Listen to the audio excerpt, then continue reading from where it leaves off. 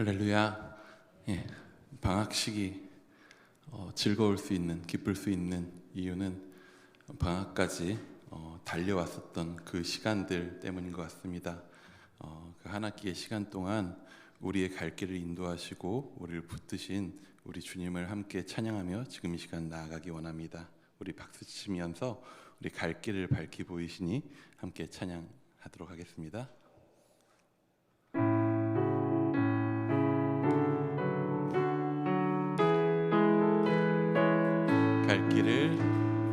갈 길을 밝히 보이시니 주 앞에 빨리 나갑시다. 우리를 찾는 구주 예수 곧 오라 하시네. 한 번 더 갈 길을 밝히 보이시니 주 앞에 빨리 나갑시다. 우리를 찾는 구주 예수 곧 오라 하시네. 죄악 벗은 우리 영혼은 기뻐 뛰며 주를 보겠네.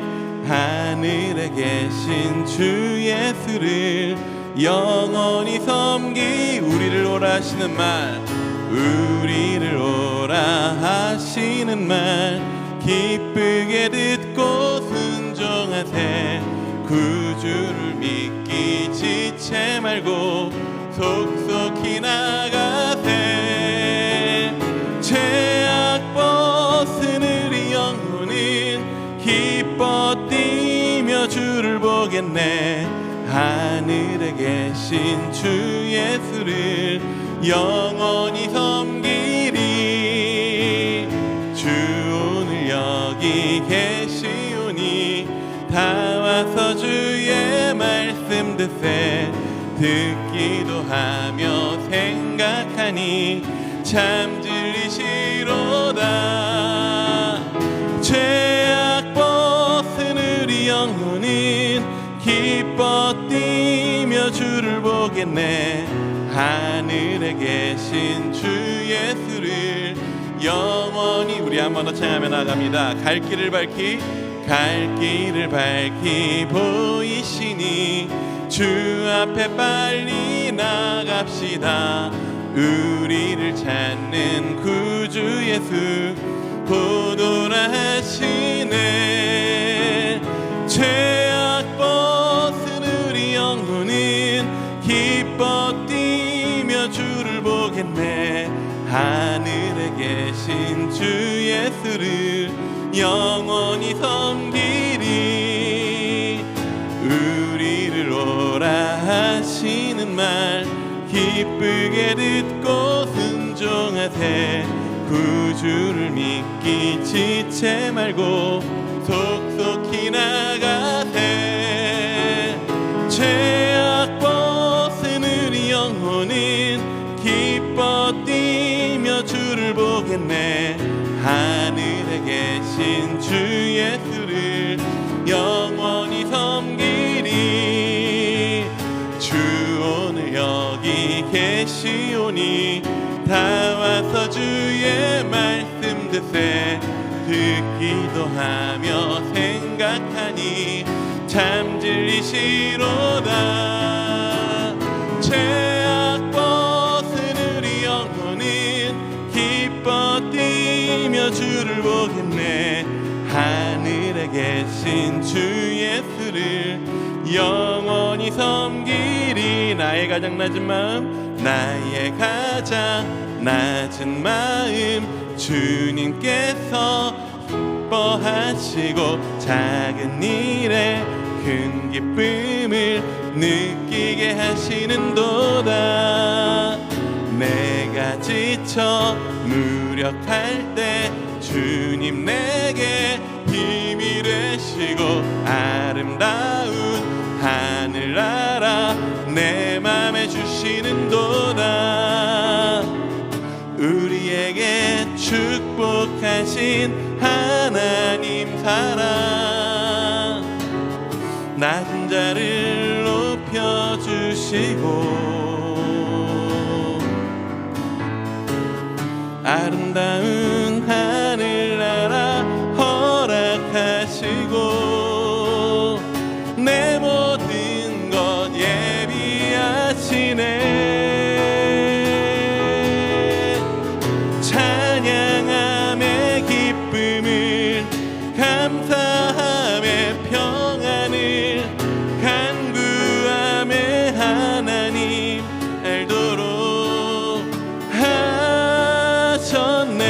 한 번 더 찬양합니다. 나의 가장 낮은 마음, 나의 가장 낮은 마음, 주님께서 기뻐하시고 작은 일에 큰 기쁨을 느끼게 하시는도다.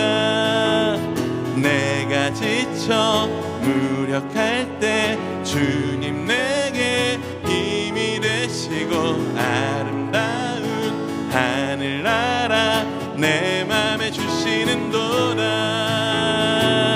우리에게 축복하신 하나님 사랑, 낮은 자를 높여주시고 아름다운 하늘나라 허락하시고 내 모든 것 예비하시네.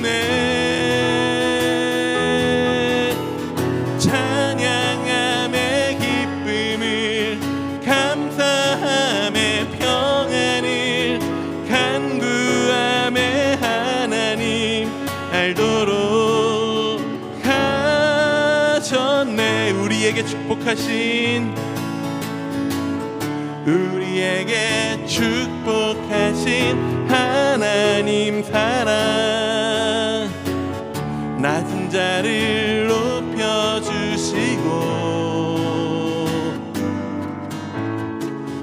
아름다운 하늘나라 허락하시고 내 모든 것 예비하시네. 찬양함의 기쁨을 감사함의 평안을 간구함의 하나님 알도록 하셨네. 찬양함의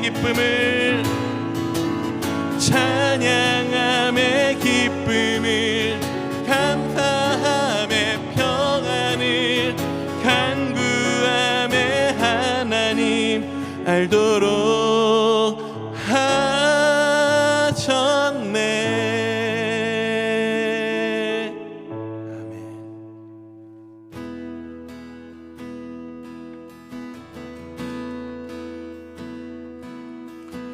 우리를 향한 주님의 그 넓으신 사랑을 우리 지금 이 시간 함께 찬양하기 원합니다. 나를 향한 주의 사랑,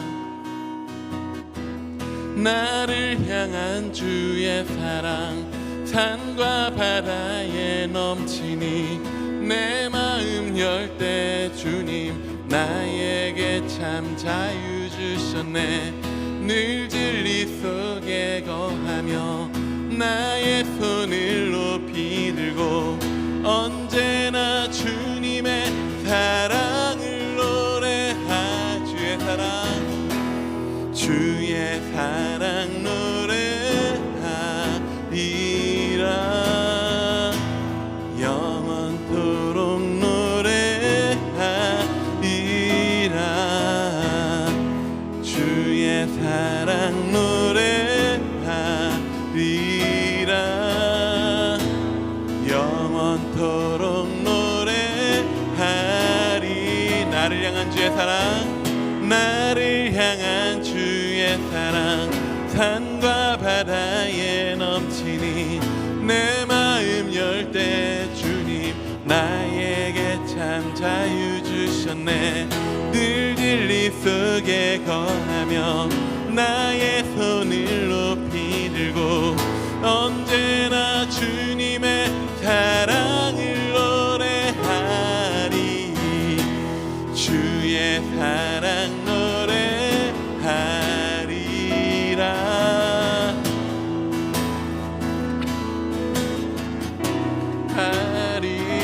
하리라.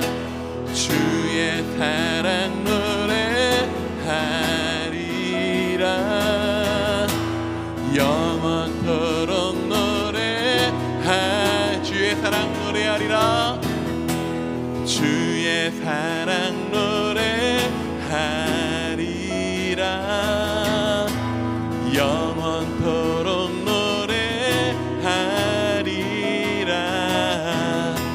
주의 사랑 노래하리라.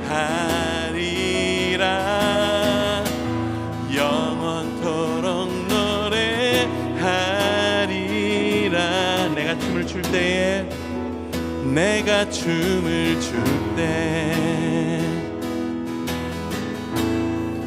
다 비웃겠지만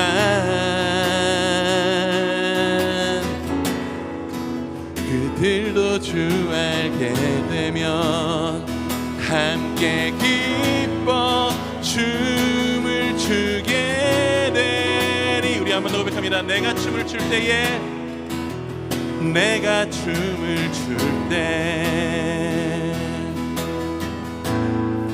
다 비웃겠지만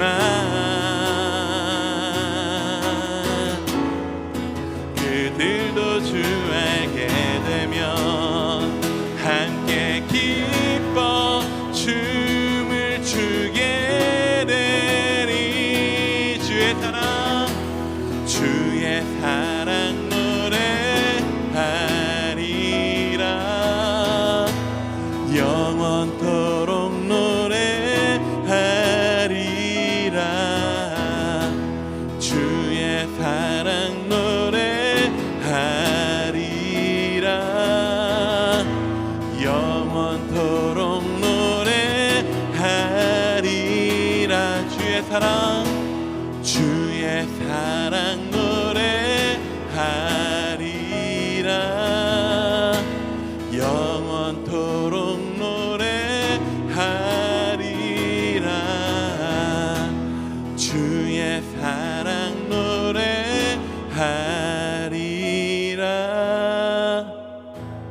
영원토록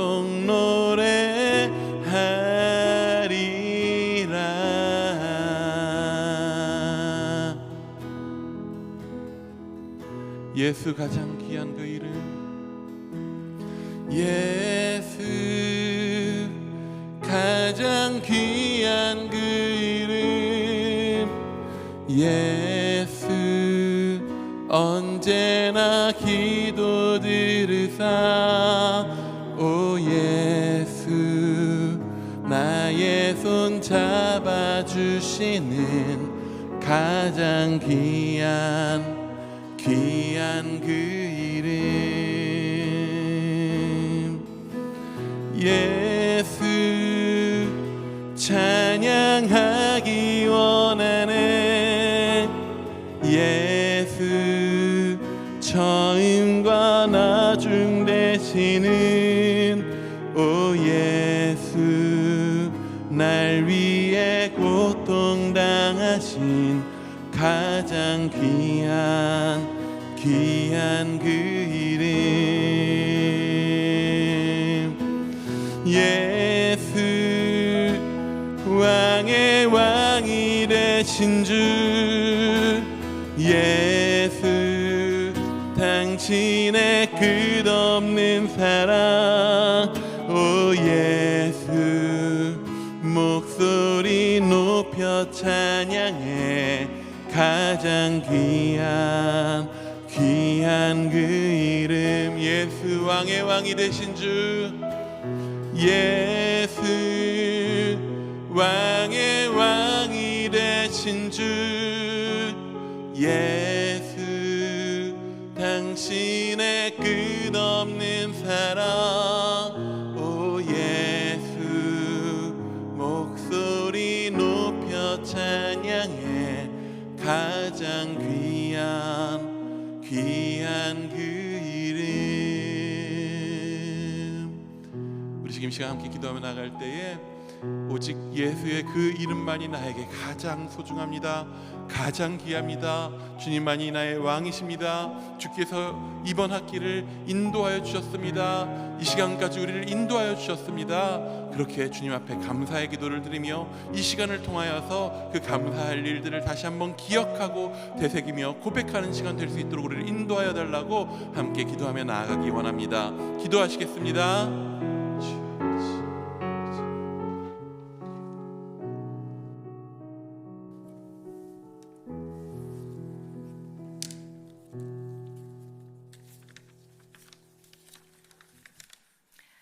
할렐루야. 사랑과 은혜가 풍성하신 하나님 아버지, 은혜를 감사합니다. 올 한 해도 성도들을 안전하게 보호해 주시고 하나 되어 예배하는 일산 충신교회 되게 하심을 감사합니다. 하나님 아버지, 성도들이 온 마음과 진정으로 예배 드리게 하시고 무너진 우리의 모든 예배가 회복되어 하나님의 성전에 성도들이 가득하게 하시고 성전에서 드리는 예배를 통해 기쁨과 감사와 은혜가 넘치게 하옵소서. 하나님, 영적으로 깨어 세상을 장을 분별하는 성도가 되게 하시며 세상을 이길 힘을 말씀과 기도로 얻게 하옵소서. 지금은 대림절 기간입니다. 대림절 기간 동안 우리를 위해 죽으신 십자가의 예수님을 기억하게 하시고 다시 오실 빛 대신 예수님을 묵상하며 준비된 신부의 삶이 되게 하옵소서. 다락방 방학 동안에도 하나님을 깊이 알기에 힘쓰게 하시고 성도들의 교제가 끊이지 않게 하시며 개인의 심과 회복의 시간이 되게 하옵소서. 다락방을 위해 헌신하신 교구 목사님들을 축복하시고 순원들, 순장님들, 집화장님들에게 하나님의 은혜가 넘치게 하옵소서. 김승희 목사님을 통해 듣는 하나님의 말씀으로 영의 눈이 뜨이게 하시고 살아있는 생명의 말씀이 모든 성도들의 삶으로 살아가게 하옵소서. 감사드리며 모든 말씀 빛으로 생명으로 이 땅에 오신 예수님의 이름으로 기도합니다. 아멘.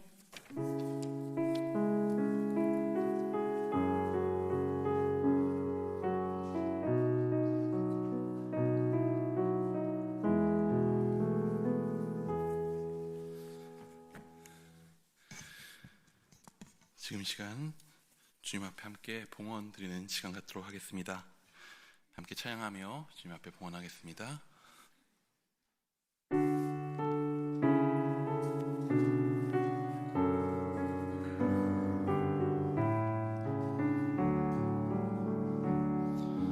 내게 있는 향유옥합 주께 가져와 그 발 위에 입 맞추고 깨뜨립니다. 나를 위해 험한 산길 오르신 그 발 걸음마다 크신 사랑 새겨놓았네. 내게 있는 향유옥합 주께 가져와 그 발 위에 입 맞추고 깨뜨립니다. 주님 다시 이 땅 위에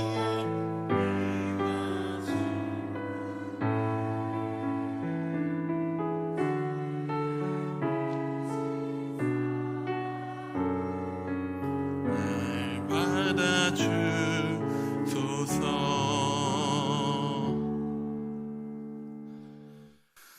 주님, 이 귀한 한 학기 우리에게 주셔서 우리에게 주신 귀한 다락방 그 가운데서 함께 예배케 하시고 함께 교제케 하시고 서로 섬기게 하시고 주 안에서 함께함의 기쁨을 감사를 누리게 하여 주심에 감사합니다. 그 모든 것이 주께서 주신 은혜인 줄을 고백합니다. 지금 이 시간 주님 앞에 봉헌하며 예물 드릴 때에 주여 우리의 가진 일부로 주 앞에 드리지만 지나온 시간 모든 것과 이후의 모든 삶의 순간들이 주님의 것임을 인정하며 올려드립니다. 그러하오니 올려드린 예물뿐만 아니라 우리의 모든 삶이 우리의 모든 함께하는 공동체의 자리들이 온전히 주님께 붙들려 올려드려질 수 있도록 주님께 붙들려 쓰임받을 수 있도록 주여 인도하여 주시옵소서. 주님께서 함께하여 주실 줄 믿사오며 살아계신 예수님의 이름으로 기도드립니다. 아멘.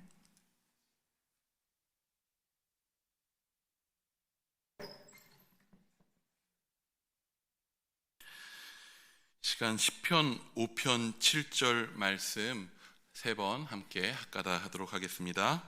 시편 5편 7절 말씀 오직 나는 주의 풍성한 사랑을 힘입어 주의 집에 들어가 주를 경외함으로 성전을 향하여 예배하리이다. 시편 5편 7절 말씀. 시편 5편 7절 말씀. 오직 나는 주의 풍성한 사랑을 힘입어 주의 집에 들어가 주를 경외함으로 성전을 향하여 예배하리이다.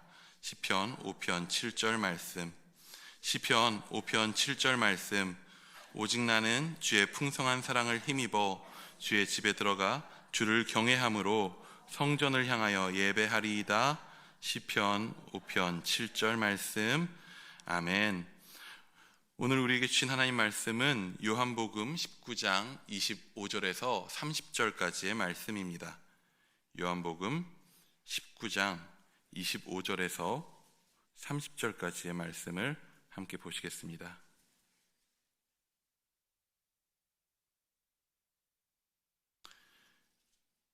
요한복음 19장 25절에서 30절까지의 말씀, 우리 한 절씩 교독하시겠습니다.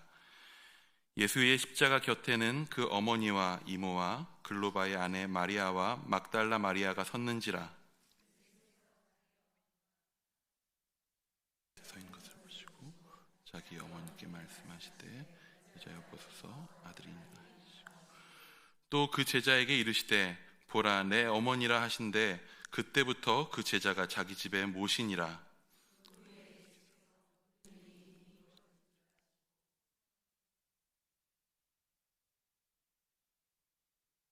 거기 신포도주가 가득히 담긴 그릇이 있는지라. 사람들이 신포도주를 적신 해면을 우슬초에 메어 예수의 입에 대니 이렇다 하시고 머리를 숙이니 영혼이 떠나가시니라. 아멘. 지금 이 시간 김성희 목사님 나오셔서 말씀 전할 때 많은 은혜 받으시길 바랍니다. 네, 감사합니다. 우리 옆에 있는 분들에게 이렇게 인사할까요? 함께 해주셔서 감사합니다. 네, 같이 있어주셔서 감사합니다.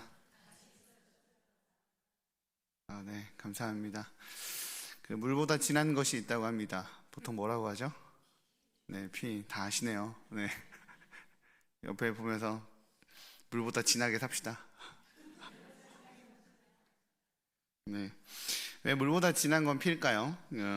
피가 물보다 더 걸쭉해서 피는 물보다 진하다라고 말하는 것일까요? 아니겠죠. 우리 옆에 있는 분들에게 물보다 진하게 삽시다, 피 같은 존재로 삽시다 라고 말한 거에는 모두가 알고 있으시다시피 관계를 설명하는 말입니다. 그렇죠?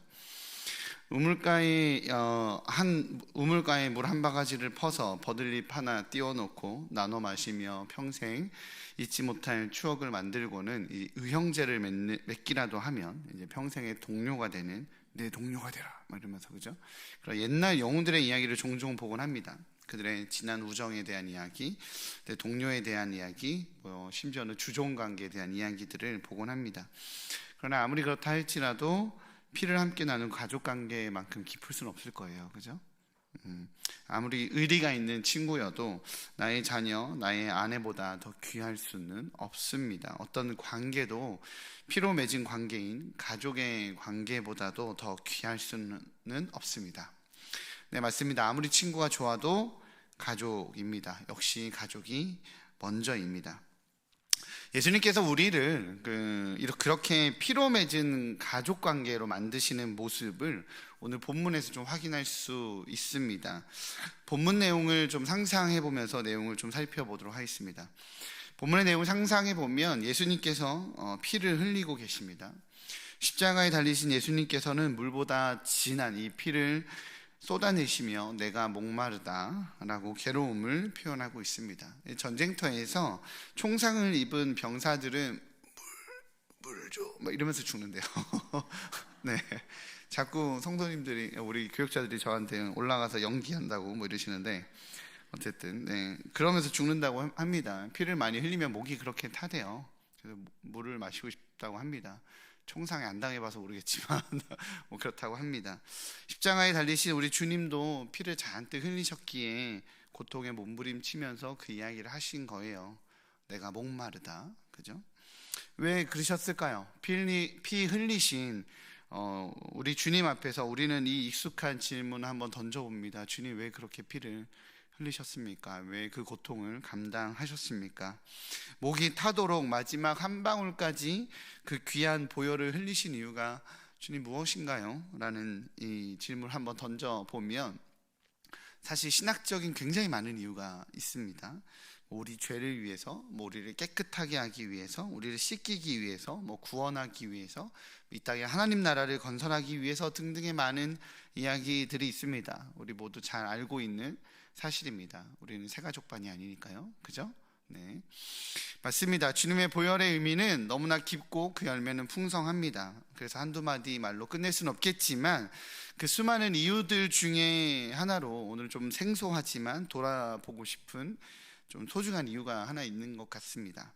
그 이유를 오늘 본문이 소개하고 있습니다. 바로 새로운 가족을 탄생시키기 위해서입니다. 물보다 진한 피로 맺어진 가족을 우리에게 선물해 주기 위해서 주님께서는 피를 흘리신 것입니다. 지금 십자가 아래에서 한 가족이 탄생하고 있는 거예요. 십자가 아래 많은 사람들이 모여 있고 그 중에 예수님의 육신의 어머니인 마리아와 그리고 예수님의 제자가 이렇게 양쪽에 서 있습니다. 성경에서는 그를 사랑하시는 제자라고 기록되어 있으니까 필시 사도 요한이었을 것입니다. 마리아와 요한을 우리 주님께서는 이렇게 바라보고 계십니다. 십자가에 달린 채로.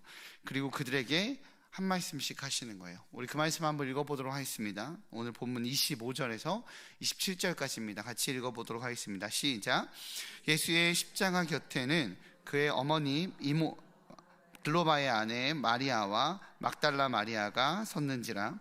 예수께서 자기의 어머니와 사랑하시는 제자가 곁에 서 있는 것을 보시고 자기 어머니께 말씀하시되 여자여 보소서 아들이니이다 하시고 또 그 제자에게 이르시되 보라 내 어머니라 하신대 그때부터 그 제자가 자기 집에 모시니라. 아멘. 어디서 좀 본 장면 같지 않습니까? 머릿속으로 한번 상상해 보시기 바랍니다. 한 사람이 높은 곳에 이렇게 서 있습니다. 그리고 그 아래 양옆에 여자 하나, 남자 하나 이렇게 나란히 서 있는 사람을 바라보고 있습니다. 그리고 주위에 많은 회중들이 있습니다. 오늘 본문 보니까 이모와 글로바의 아내 마리아와 막달라 마리아 이렇게 막 주위에 사람들이 막 서 있어요. 주위에 많은 회중들이 있는 거죠.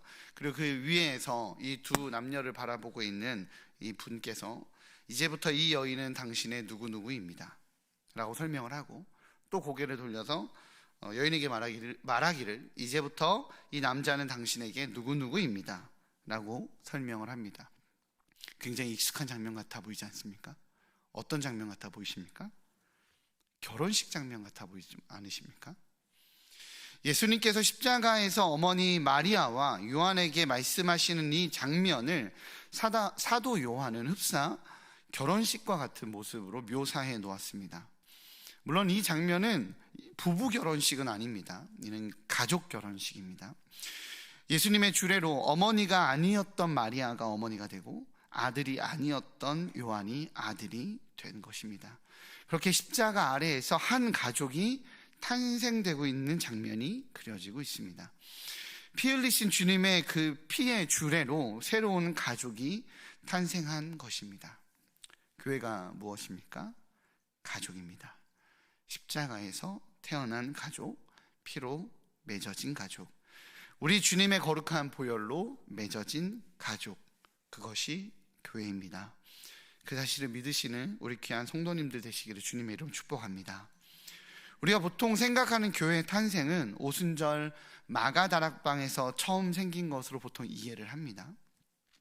아닙니다. 십자가 아래에서 이미 교회는 시작되었습니다. 높이 달리신 주님께서 당신의 보혈로 주례하시며 어머니가 아니었던 자를 어머니로 세우고 아들이 아니던 자를 아들로 세워 가족을 만드셨습니다. 그렇게 주님의 십자가 보혈 안에서 가족이 아니었던 서로 남이었던 이들을 한 가족으로 맺어 주셨습니다. 따라서 오순절 성령 강림의 사건은 가족의 탄생이라기보다는 이 가문의 탄생으로 이해할 수 있지 않을까라고 생각해 보게 됩니다. 예수 그리스도를 머리로 한 가족들의 모임 같은 거죠. 물론 이 장면은 굉장히 단순하게 죽음 앞에서 마지막 순간에 육신의 어머니가 걱정되어 예수님께서 믿을 만한 제자에게 부탁하신 것으로 이해할 수도 있습니다. 예수님은 효자이셨으니까요. 그러나 예수님의 십자가는 그보다 더 큰 의미가 있습니다. 십자가는 사사로운 육신의 정을 나누는 것이 아니라 교회의 탄생의 시작점이었습니다. 그것을 우리는 기억해야 합니다. 그 시각으로 바라봤을 때 예수님의 십자가 장면은 교회라는 이름의 가족의 탄생으로 이해할 수 있게 됩니다. 예전 우리 조상들은 정화수에 물 한 그릇 떠놓고 가족의 연을 맺었습니다. 물 한 그릇 떠놓고 절하면서 서로, 그렇죠? 비록 새벽 우물 한 그릇이었지만 행복한 가정을 이루었습니다. 그러나 우리 주님은 그것보다 더 귀한 가족을 우리에게 선물하시고자 하셨습니다. 더 깊은 가족, 더 사랑하는 가족, 그리고 무엇보다도 영원한 가족을 선물하고자 하셨습니다. 그래서 우리 주님은 정화수가 아니라 당신의 보혈을 흘리셨습니다. 주님께서는 자신의 거룩한 보혈의 피로 우리를 맺어주신 것입니다. 구원은 단지 죄 문제만을 의미하지 않습니다. 죄와 벌을 면제하는 것이 우리 구원의 전부가 아니라는 것입니다. 구원에는 뒤틀린 관계의 회복이 있습니다. 주님이 선물하신 구원은 죄의 문제를 해결했으니 끝이 아니라 더 깊은 관계, 더 깊은 관계의 회복, 엉클어진 관계의 회복의 맛을 선물하고자 하시는 하나님의 깊은 인도하심이 있는 것입니다. 죄로 인해서 원수가 되었던 우리가 하나님과의 관계가 회복되고, 더불어 사람과 사람 사이의 관계가 회복되고, 나와 너 사이에 있는 이 벽을 허무는 은혜를 경험하게 됩니다. 그렇게 십자가의 보혈로 은혜를 받으면 이기심의 벽이 무너집니다. 교만의 벽이 무너집니다. 거부감의 벽이 무너집니다. 심지어는 다른 고향이라는 벽, 학벌의 벽도 무너지는 은혜가 있습니다.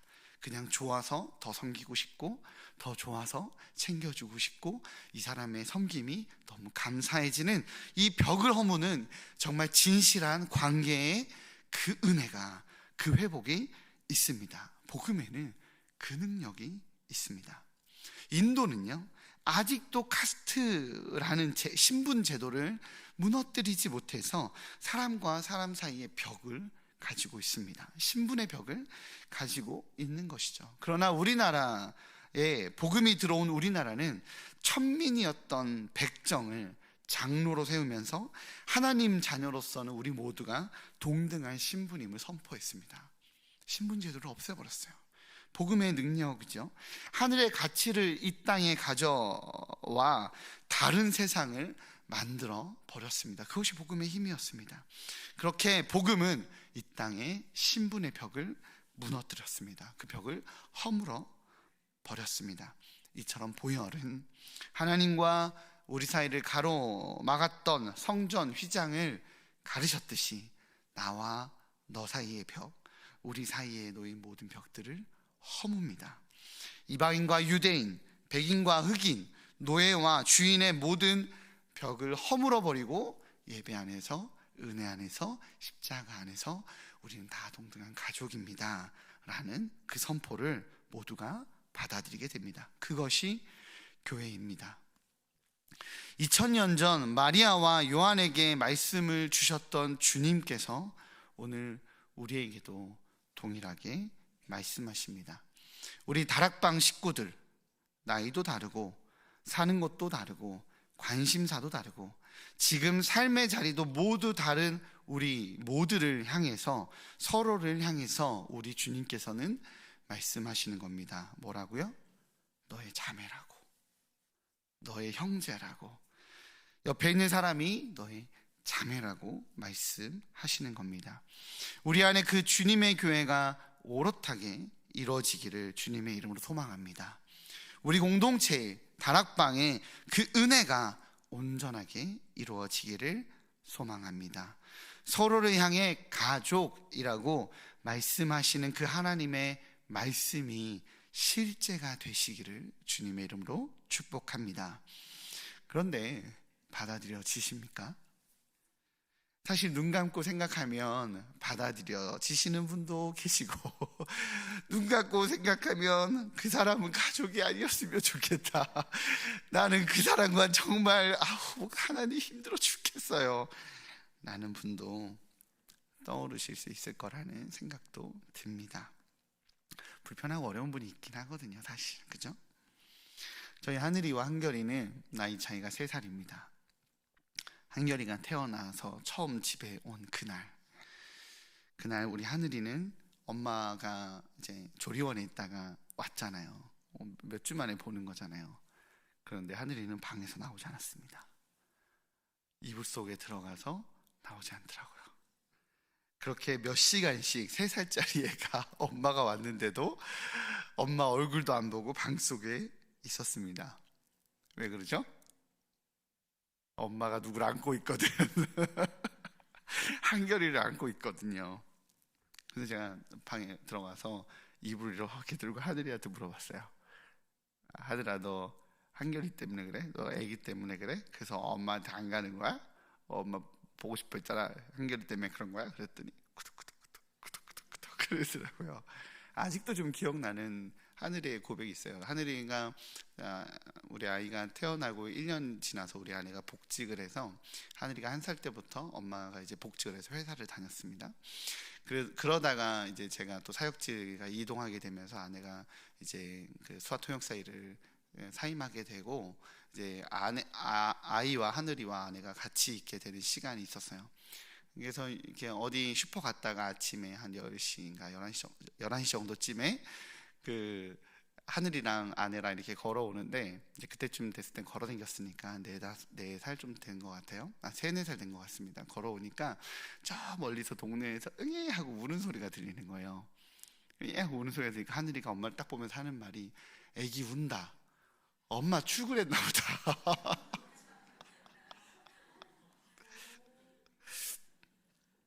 그랬던 애가 엄마가 왔는데 한결이를 안고 오니까 나가보지 않습니다. 그러면 어떻게 해야 될까요? 우리 하늘이가 한결이를 못 받아들이니까 제가 어떻게 해야 될까요? 엄마 아빠로서 우리 하늘이의 의견을 존중해서, 그죠? 우리 하늘이의 의견을 존중해서, 첫째의 의견을 장남의 의견을 존중해서 하늘이가 저는 저 애를 동생으로 가족으로 받아들이지 못하겠습니다 라고 나와서 쳐다도 안 보는 하늘이의 의견을 존중해서, 그래 알았다 하늘아, 아빠가 내가 너의 아빠는 되어줄게, 엄마가 너의 엄마는 되어줄게, 대신 한결이는 동생으로 안 해도 돼 라고 말할 수 있나요? 아니죠. 아닙니다. 가족이란 그렇게 원하는 사람과 맺어지는 선택의 문제가 아니기 때문입니다. 하늘이는 엄마 아빠만 선택하고 한결이는 동생으로 받아들이지 못하겠다라고 선을 그을 수 없습니다. 하늘이는 그냥 모두를 받아들여야 합니다. 이를 위해서 엄마 아빠가 애는 써야겠죠. 질투도 나고 얄밉기도 하겠지만 동생을 받아들여야 합니다. 그렇게 가족이 되어져 가죠. 가족이란 그런 것입니다. 그건 거절의 문제가 아니라 극복의 문제입니다. 두 남녀가 결혼을 했습니다. 신랑 입장에서 아내와 결혼했는데 아내는 너무 사랑스럽고 집에 가보니까 장모님도 너무 마음에 듭니다. 그런데 장인어른이 좀 부담스럽고 까탈스러워요. 그래서 남편이 결혼할 아내에게 선언합니다. 내가 당신의 남편은 할게. 그래 원한다면 장모님의 사위도 하겠어. 그런데 장인어른의 사위는 못하겠어 라고 선언할 수 있나요? 아닙니다. 가족이 된다는 것은 그렇게 원하는 사람과의 관계를 선택하는 것이 아니라 그 모두를 귀히 받아들이겠다라는 결정을 하는 것을 의미합니다. 그것이 비록 아프고 힘들어도 말이죠. 근데 가끔 이런 말도 안 되는 일이 우리 안에 벌어집니다. 교회 안에서도 벌어집니다. 내가 예수님을 나의 주인으로 받아들이겠습니다. 그러나 내가 저 사람은 받아들일 수 없습니다. 내가 저 사람은 용납할 수 없습니다라고 우리 안에 선택의 마음을 가지려 합니다. 죄송하지만 가족이 된다는 건 그런 것이 아닙니다. 가족이 된다는 것은 예수님과 그를 떼어놓을 수 없는 것을 의미합니다. 부모를 가족으로 받아들인다는 것은 부모의 아들과 딸을 나의 형제로, 나의 누이로, 나의 가족으로 받아들인다는 것을 의미합니다. 결혼으로 가족을 받아들인다는 것은 그의 가족을, 그녀의 가족을 또한 나의 가족으로 받아들이는 것을 의미합니다. 동일하게 예수님을 가족으로, 주인으로, 내 아버지로 받아들인다는 것은 그분께서 가족이라고 소개하는 모든 이들을 가족으로 받아들인다는 것을 의미합니다. 다시 한번 예수님의 십자가 사건을 상상해 보겠습니다. 십자가 아래서 태어나는 가족의 모습을 상상해 보겠습니다.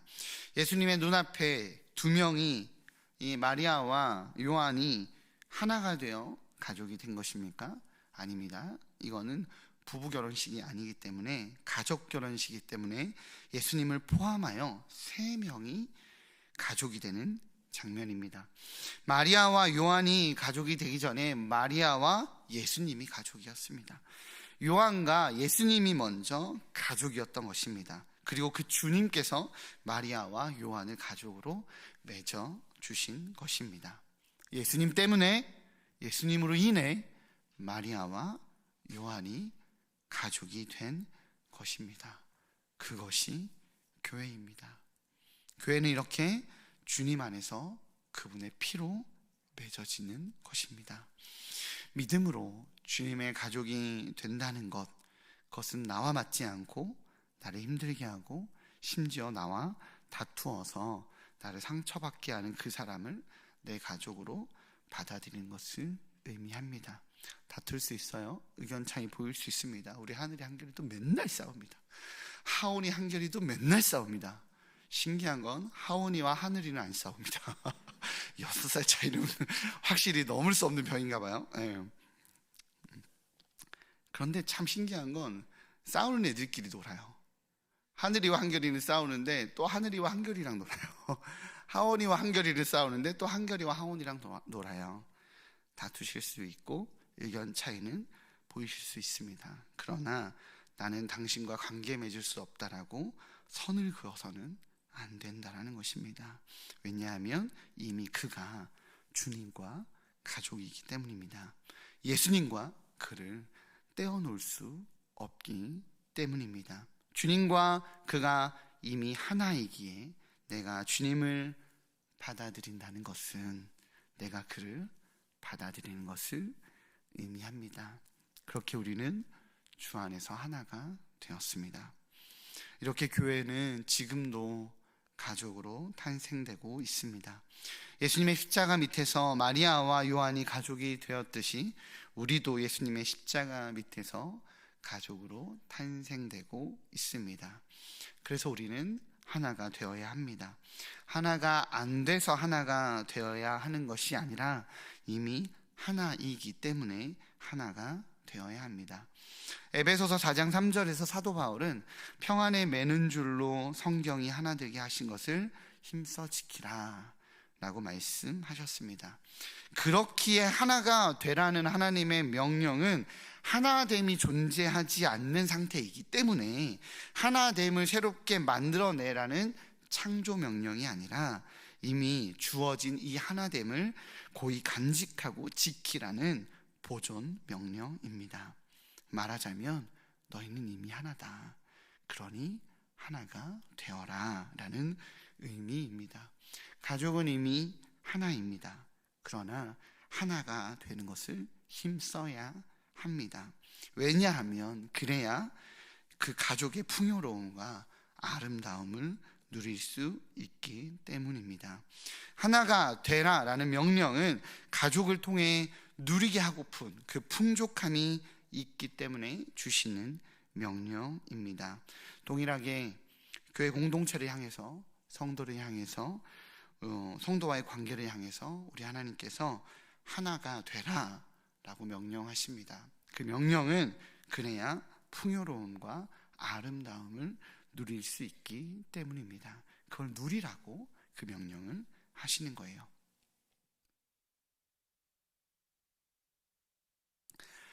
교회는요, 꽃보다 아름답습니다. 맞습니까? 세상이 아무리 교회를 향해 욕하고 손가락질해도 교회는 세상 그 어느 꽃보다도 아름답습니다. 어머니가 아니었던 자가 어머니가 되고, 아들이 아니던 자가 아들이 되고, 아버지가 아니던 자가 아버지가 됩니다. 그래서 교회는 아름답습니다. 나하고 아무 상관없는 유치부 아이가 주님 안에서 사랑스러운 딸이 되어 너무 귀하게 돌보고 귀하게 여기는 사랑이 피어납니다. 밖에서 보면 불편하기만 할 것 같은 청소년 아이들, 10대 아이들 보면 왠지 피해야 될 것 같고 해코지 당할 것 같지만, 밖에서 보면 그렇지만 교회에서 청소년부 아이들을 보며 내 자녀 같아서 아이스크림 하나라도 사주고 싶어집니다. 연세 많으신 어르신이 불편하지 않게 귀하게 돌보고 문이라도 잡아드리고 싶고 손이라도 더 내밀어 주고 싶은 마음이 생깁니다. 교회는 그렇게 꽃보다 아름답게 서로를 귀하게 여기는 마음이 일어나게 되는 은혜의 공동체입니다. 모두 하나님의 은혜입니다. 나하고 전혀 관계없어 보이는 다락방 식구의 상처가 이야기 듣다 보니 나의 상처가 되고, 나의 속상함이 되고, 그의 잘되어짐이 나의 일처럼 기쁨으로 다가옵니다. 그의 믿음이, 그의 신앙이 성장이라도 하면 뜻듯이 기뻐하고 감사하게 됩니다. 우리 순장님들, 그죠? 집사님, 목사님, 우리 이 집사님이 이런 은혜스러운 고백을 하셨습니다.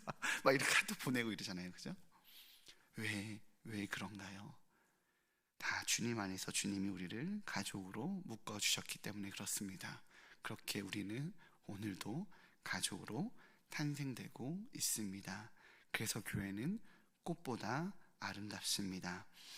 이처럼 세상에 없는 공동체가 이 땅에 존재하게 되었습니다. 그것이 교회입니다. 그래서 교회는 꽃보다 아름답습니다.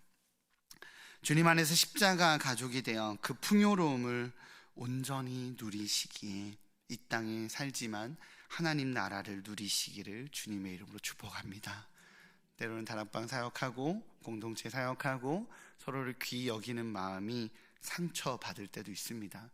한결이도 형한테 상처받아서 맨날 이릅니다. 하늘이도 동생한테 상처받아서 맨날 이릅니다.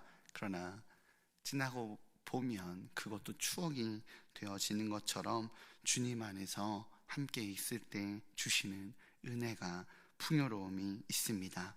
다락방 안에서 섬기는 공동체 안에서 그 하나님 나라를 여전히 경험하고 누리시기에 이 다락방 방학이 서로를 향해 무관심하게 거리를 두는 시간이 아니라 더욱 서로의 존재의 가치를, 더욱 서로의 귀함의 가치를 확인하게 되는 그 은혜의 시간 되시기를 주님의 이름으로 축복합니다.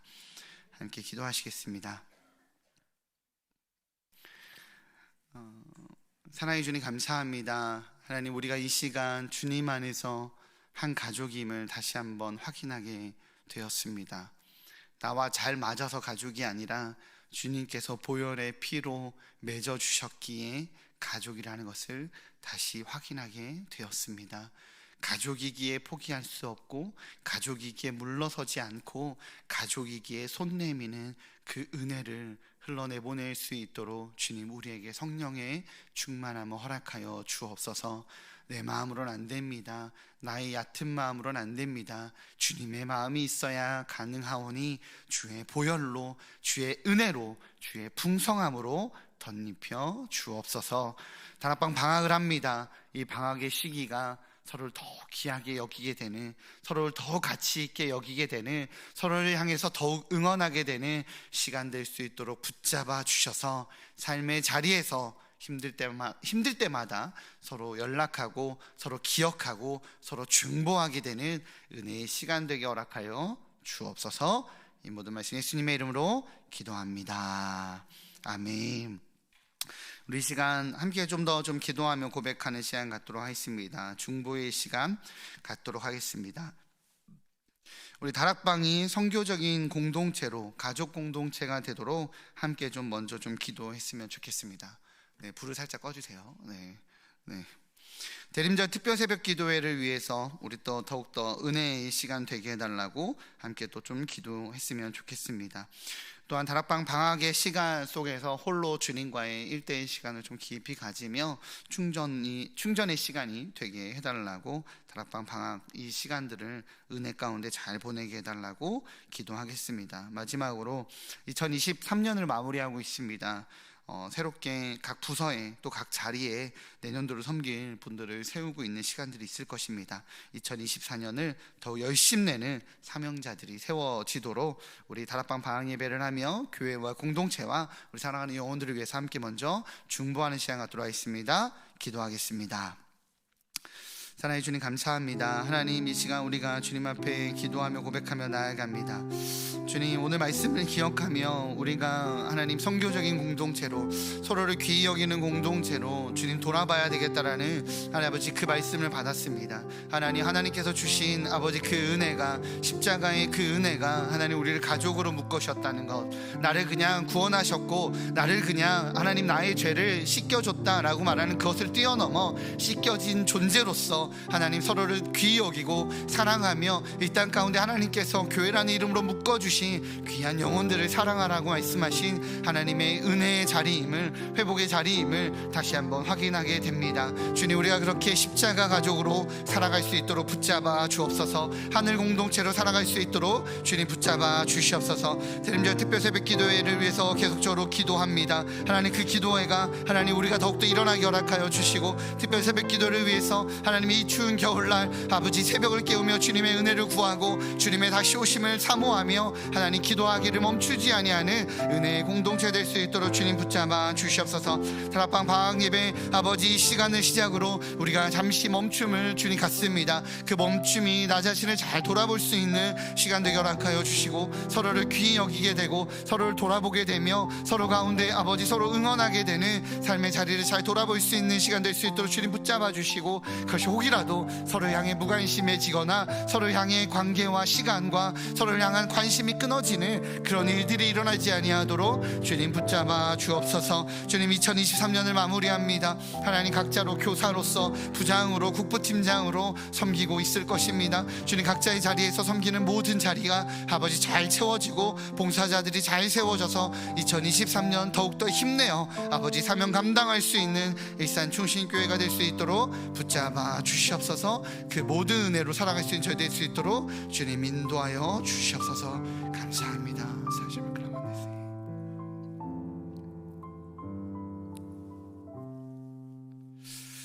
하나님, 주님 감사합니다. 우리의 고백대로 일하시는 하나님을 기대하오니 응답하여 주시옵소서.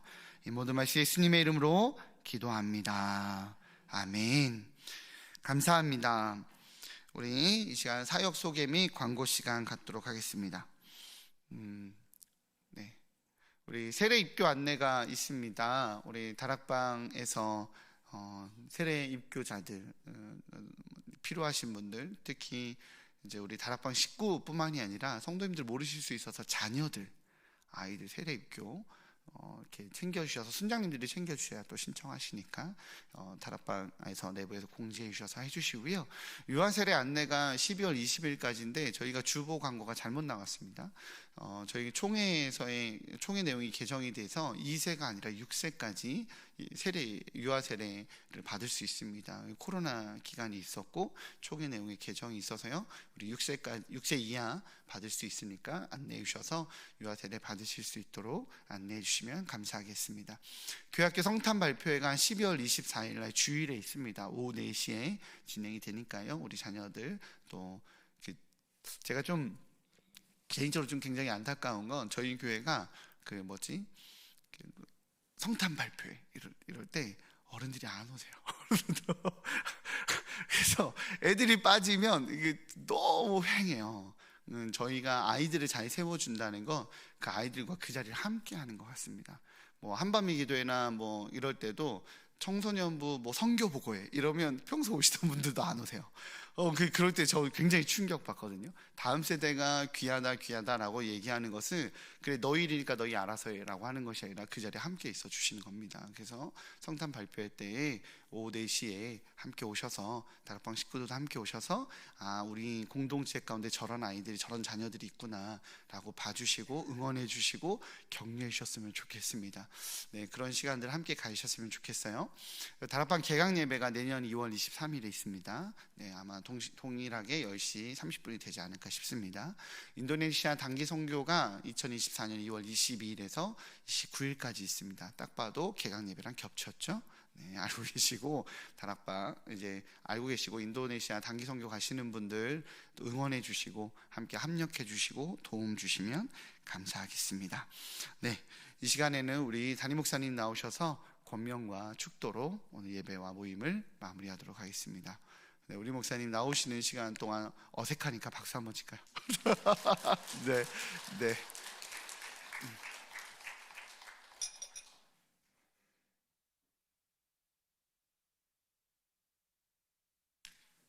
왜 박수 치는지 모르겠어요. 이제 이게 방학을 같이 여러분하고 맞을 수 있는 시간도 많지 않다 하는 느낌을 이렇게 갖습니다. 여러분에게 제가 목회를 29년 하면서 경험했던 것 가운데서 조금 말씀드리고 싶은 것은 방학이 우리를 하여금 재충전하게 하면서 참 좋은 시간인데 방학이 어떤 때는 우리에게 상당히 미혹해하는 시간이기도 하다 하는 생각. 여러분 우리 교회 가운데서도 교인들 가운데 방학 때 신천지한테 빨려 들어간 사람도 있고, 예? 실제로 있어요, 여러분.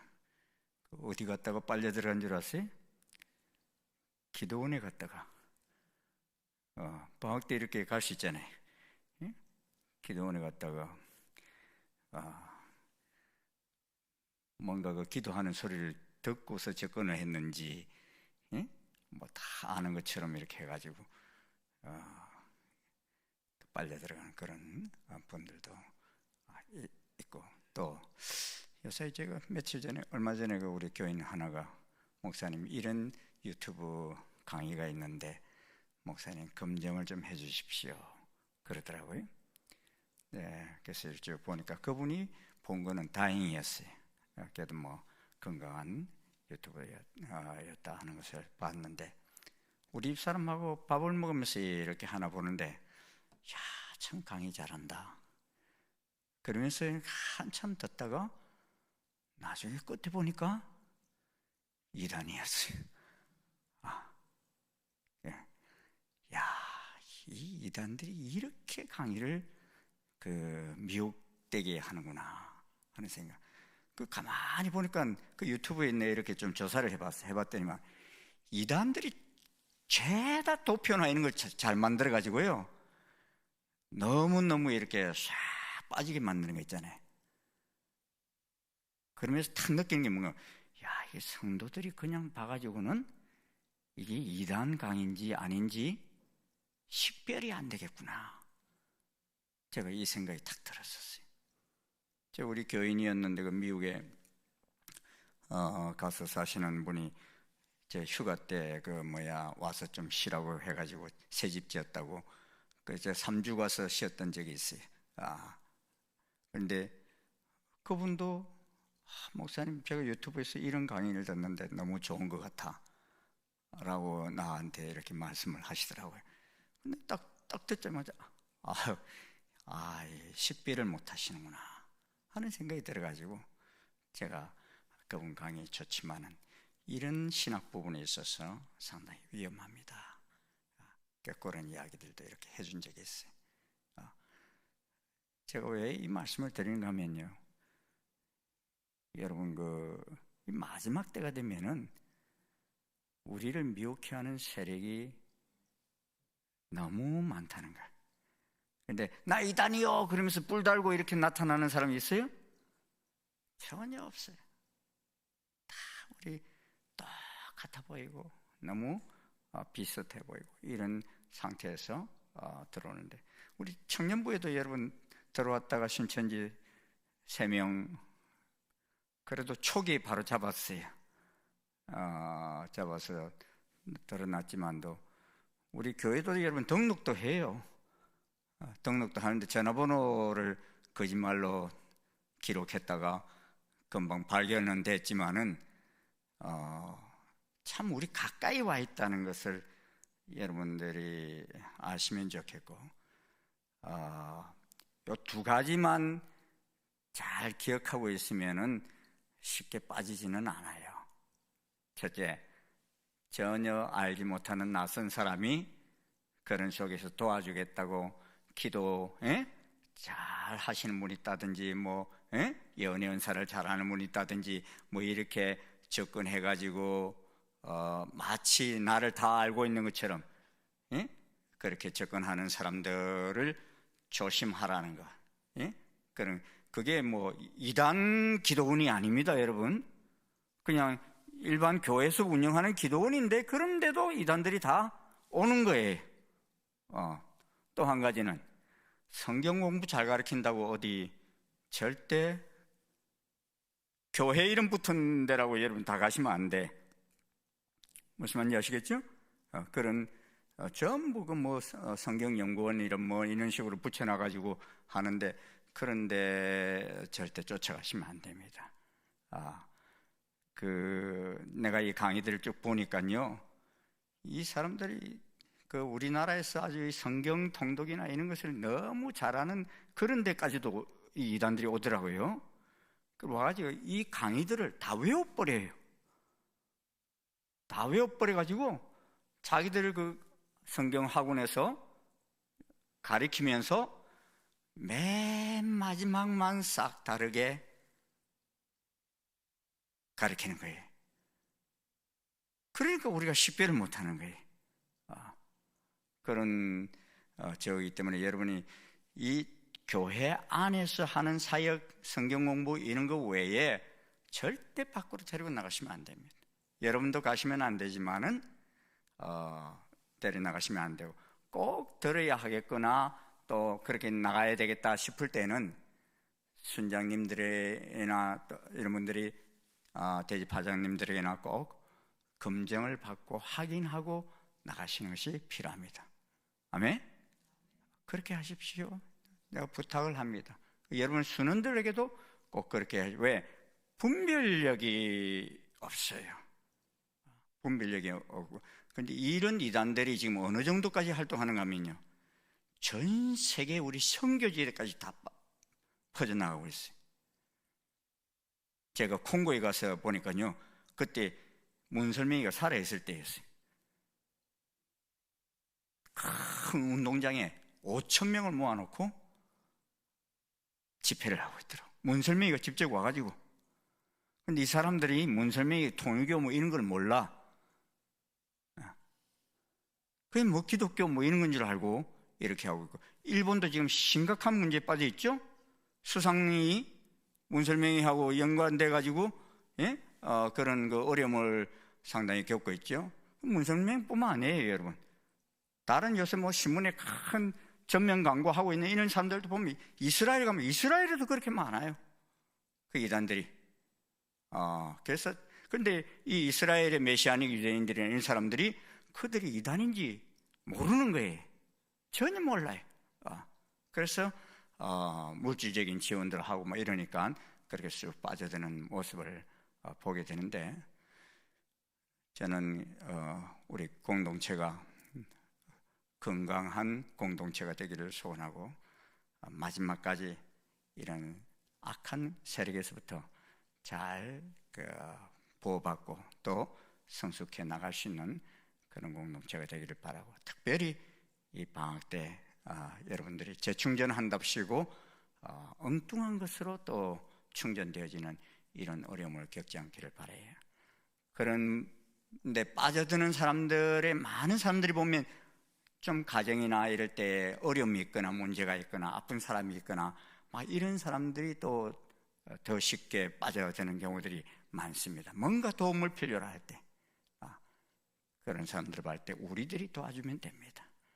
우리들이 그들을 위해서 기도해주고 힘이 되어주고 함께 울어주고 그러므로 인해서 그런데 미혹되지 않고 든든히 지켜나갈 수 있다라고 생각합니다. 여러분의 다락방과 가정들도 이 방학 동안에 또 정말 든든히 서가는 복된 절기가 될 수 있기를 바라고, 또 연말 마지막 우리 주님 오실 때가 가까운 이때에 깨어서 같이 기도하고 또 주님을 맞이할 수 있는 그런 대림 절기가 될 수 있기를 주의 이름으로 축원합니다. 기도하겠습니다. 고맙습니다. 주님, 2023년 이 한 해의 마지막 저희들을 보내면서 또 다락방 예배로 종강 예배로 드립니다. 하나님, 말 그대로 아버지 하나님, 저희들이 종강 예배라고 하는데 이 한 해도 마지막이 다가오고 있고 또 주님 오실 날이 이제 점점 가까워 오고 있는 시대 속에 저희들이 살고 있음을 보게 됩니다. 이러한 때 주님 말씀하신 것처럼 많은 미혹하는 영들이 이 세상에 아버지 하나님 일어날 것을 말씀하셨는데 주님, 이러한 속에 저희들 미혹당하지 않게 도와주시고 든든히 서가는 저희들 되게 인도해 주시옵소서. 분별의 영을 허락하여 주시옵시고 또 아버지 하나님, 내게 맡겨진 귀한 심령들 한 심령도 이러한 데 빼앗기지 아니하며 아버지, 저희들 힘있게 서가는 귀한 이 다락방 방학이 될 수 있도록 인도해 주시옵소서. 사랑하는 종들의 영과 혼과 육을 강건케 하여 주시고 가정을 주님 축복해 주시어서 우리 다음 세대까지도 든든히 서갈 수 있는 귀한 가정들이 되게 인도해 주시옵소서. 주님, 경제적으로도 어려움 겪지 않게 도와주시고 많은 아버지 하나님 어려운 이러한 시대 속에 저희들 아버지 하나님 피난처가 되어 주시어서 저희들 넉넉히 이기며 나아가는 귀한 공동체가 되게 인도해 주시옵소서. 영혼이 잘된 같이 범사가 잘되며 강건한 은혜를 더하여 주시옵소서. 지금은 우리 주 예수 그리스도의 한량없으신 은혜와 하나님 아버지의 지극하신 사랑과 성령님의 교통 역사 인도하심이 다락방 예배를 드리고 하는 모든 주의 식구들 머리머리 위에, 그 다락방 위에, 일산 충신교회 위에 지금부터 영원토록 함께 하옵시기를 간절히 축원하옵나이다. 아멘.